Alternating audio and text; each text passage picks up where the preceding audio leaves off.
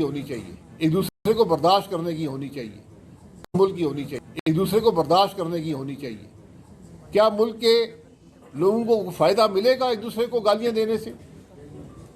क्या मुल्क के लोगों को फायदा मिलेगा एक दूसरे की हतक करने से, एक दूसरे पर इल्जामात लगाने से? हमारी जिंदगी गुजर गई है इल्जामात सुनते हुए। इनसे अवाम के मसले हल नहीं होते। आज बात करें अवाम के मसाइल की, आज बात करें अवाम के मसाइल के हल की, मुल्क की तकलीफ की, मुल्क को तरक्की देने की। आज कोई शख्स यहाँ पर किसी को गालियाँ सुनने के लिए नहीं आया। ये सियासत नहीं होती, ये वो खराबी है जिससे हमने जान छुड़ानी है, ये वो खराबी है इसके खिलाफ हम बात करते हैं।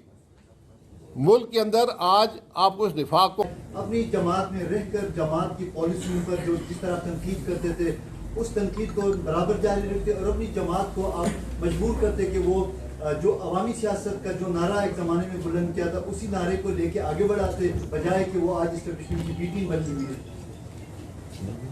है। देखिए, हमने ये सब कुछ किया, लेकिन जब जमात ने फैसला किया, वोट को इज्जत दो को छोड़ दिया, इक़्तिदार को इज्जत दो का रास्ता अपना लिया, तो हमारे पास कोई दूसरा रास्ता नहीं है। देखते हैं आपके साथ ये मुस्तफ़ा नवाब कोकर साहब या दूसरे जो लोग हैं वो एक नए मुकालमे की भी बात कर रहे हैं। अगर